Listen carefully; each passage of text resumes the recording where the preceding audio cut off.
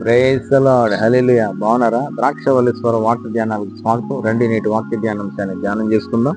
కీర్తన గ్రంథం 37 అధ్యాయం 8వ వచనం నేను చదువుతున్నాను, వీలైతే గమనించండి. కోపం మానుము, ఆగ్రహం విడిచిపెట్టుము, వ్యసన పడకము, అది కీడికే కారణం. కీడి చేయవారు నిర్మూలమగుదురు. యేసయ్య నామానికి ఘనత కలుగును గాక. ఇక్కడ లేఖనం తెలియజేసినట్లుగా కోపం మానుము, ఆగ్రహం విడిచిపెట్టుము.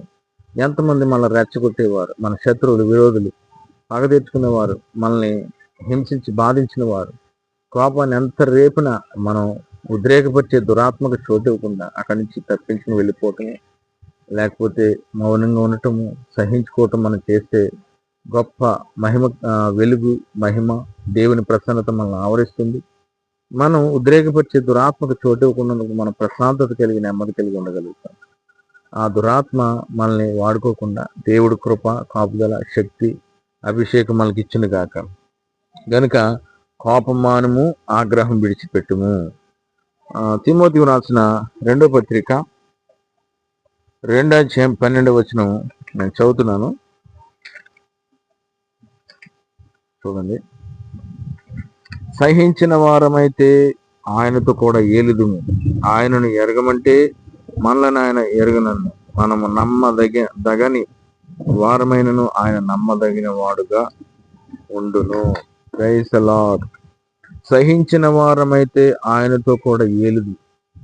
కనుక లోకాన్ని విడిచిపెట్టి యేసే దగ్గరికి వెళ్ళినప్పుడు ఒకనొక దినాన ఆయనతో పాటు మనం ఏలేవారంగా, సహించుకున్న వారమైతే ఏలుబడి చేసే అనుభవంలోనికి దేవుడు మనల్ని తీసుకొస్తాడు. సహించుకోకుండా దేవుడు ఉపదేశాన్ని, దేవుడిచ్చిన అభిషేకాన్ని, దేవుడిచ్చిన కృపను మనం దుర్వినియోగం చేసుకుని ఆయన ఎవరో మాకు తెలియదు అన్నట్లుగా మనం ప్రవర్తించి, వాక్యం మాకు తెలియదు, ఈ ఆత్మయాత్ర మాకు తెలియదు అన్నట్టుగా లోకానుసారంగా నడిచిన ఉద్రేకానికి, కోపానికి, ఆవేశానికి చోటిస్తే మనం కంట్రోల్ చేసుకోలేకపోతే, ప్రాకారం లేక పాడైన పురమేంతో తన మనస్సును అంచుకోలేని వాడు అంతేనే. ప్రాకారం లేకపోతే పురుగులు వస్తాయి, పాములు వస్తాయి, కప్పలు వస్తాయి, తేళ్ళు వస్తాయి, అన్నీ వచ్చేస్తాయి.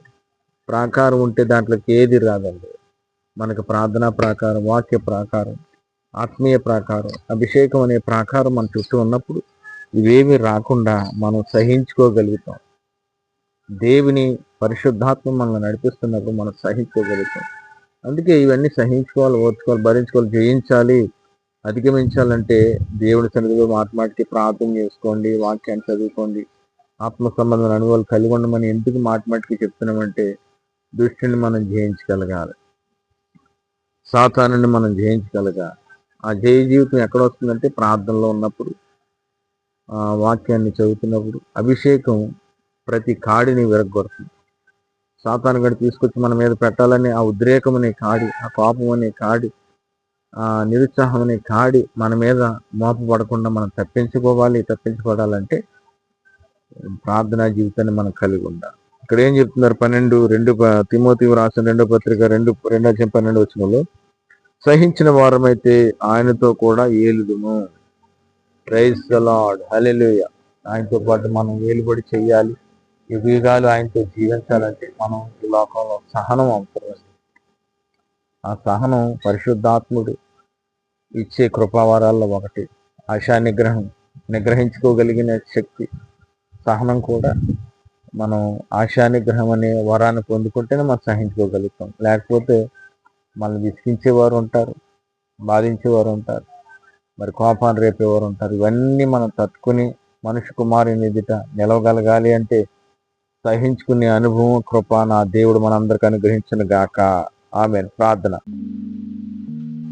పరిశుద్ధులైన తండ్రి, ప్రేమాస్వరూపి, కోపం మానుము, ఆగ్రహం విడిచిపెట్టు, వ్యసన పడకము, అది కీడుకే కారణం అని ప్రభా. ఉద్రేకపరిచే దురాత్మకు మేము చోటు ఇవ్వకుండా నాయన, ఆయా సందర్భాల్లో దురాత్మల ప్రేరేపణలకు మేము లోను కాకుండా, గురి కాకుండా తప్పించండి నా ప్రభా. లేఖనం తెలియజేసినట్లుగా సహించిన వారమైతే ఆయనతో పాటు ఏలుదమని నాయన, నీ వాక్యానికి భిన్నంగా నీవంటే మేము ఎరగమన్నట్లుగా మేము ప్రవర్తించకుండా, మేము నమ్మదగిన వారు కానప్పటికీ నీవు నమ్మదగిన దేవుడు ప్రభా.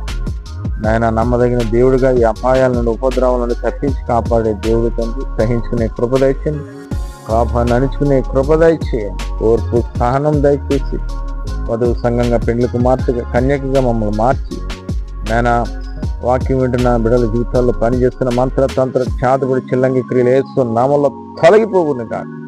ఓర్పు, సహనం, కృప, కాపుదల, భద్రత ఇచ్చి నడిపించి దీవించమని యేసుక్రీస్తు నామములో అడుగుతున్నాము తండ్రి. ఆమేన్. Thank you. God bless you. Amen.